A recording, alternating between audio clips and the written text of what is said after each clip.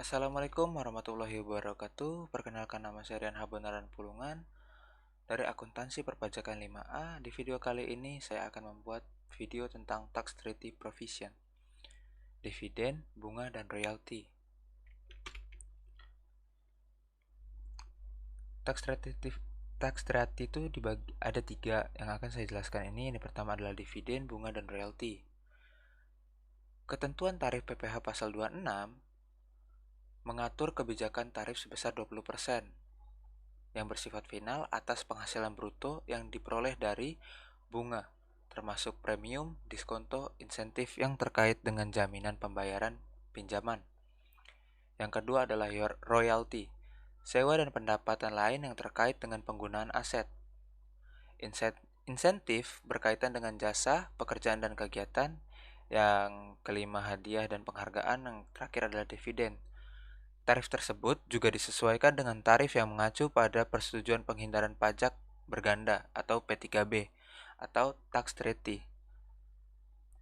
Syarat memanfaatkan P3B, wajib pajak luar negeri (WPLN) menyampaikan SKD WPLN yang telah memenuhi persyaratan administratif dan persyaratan tertentu lainnya.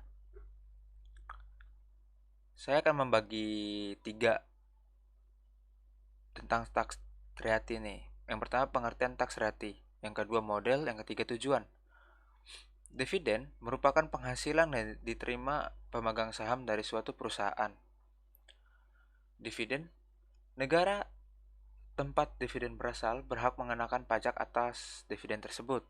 Dividen sebagai objek pemotongan PPh pasal 26.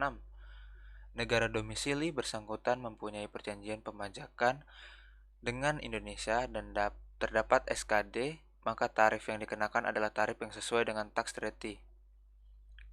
Prinsip pemajakan atas dividen. Dividen dari negara sumber yang dibayarkan kepada penduduk negara lain hanya dikenakan pajak negara domisili. Dividen dari negara sumber yang dibayarkan kepada penduduk negara lain dapat dikenakan pajak di negara sumber dengan tarif yang disepakati. Misalnya di Singapura, jika PT ABC membangun perusahaan di Indonesia dan penghasilannya 500 juta, maka dia wajib membayar ke PT STR dari Singapura itu sebesar 100 sampai 75 juta rupiah. Bunga. Pasal 11 OECD model.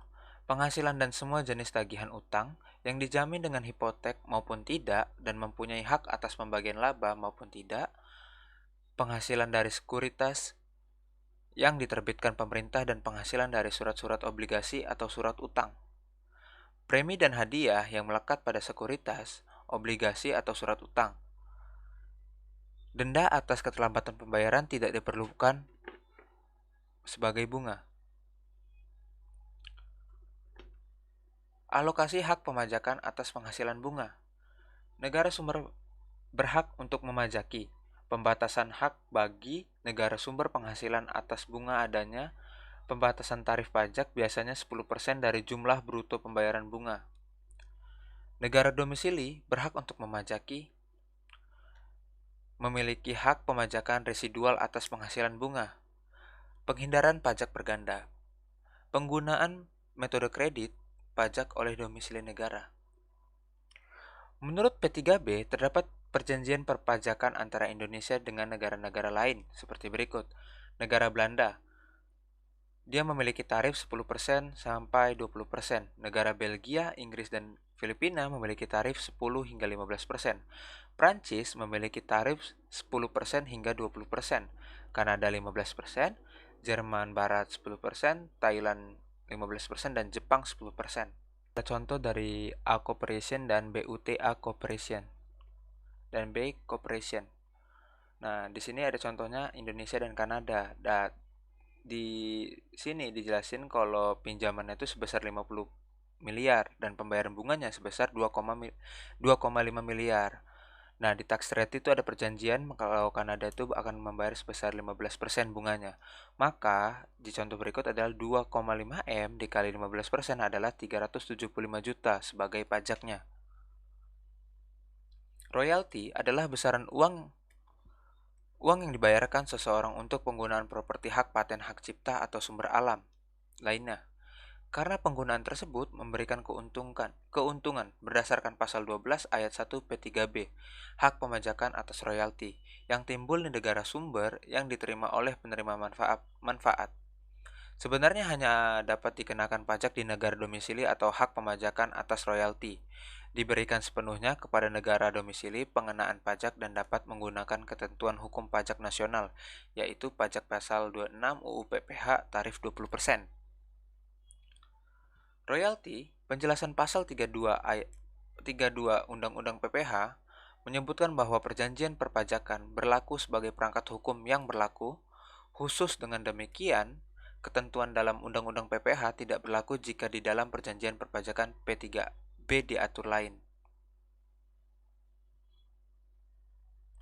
Contoh kasus, PT Antartika merupakan perusahaan yang bergerak di bidang properti. PT Antartika menggunakan merek dagang yang sudah dipatenkan oleh perusahaan Singapura Atlantic Ltd. Limited.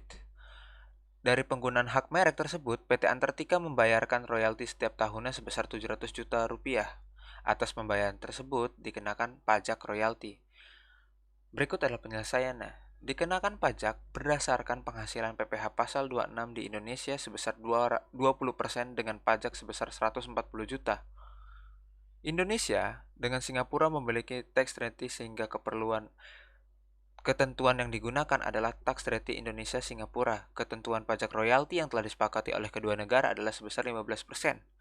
Dari jumlah royalti yang akan dibayarkan, maka atas royalti tersebut dikenakan pajak sebesar 105 juta. Sepertinya hanya itu saja yang dapat saya sampaikan pada video kali ini. Jika ada kekurangan ataupun kesalahan, saya mohon maaf. Kepada Allah saya mohon ampun. Saya akhiri, wabillahi taufiq wal hidayah. Wassalamualaikum warahmatullahi wabarakatuh.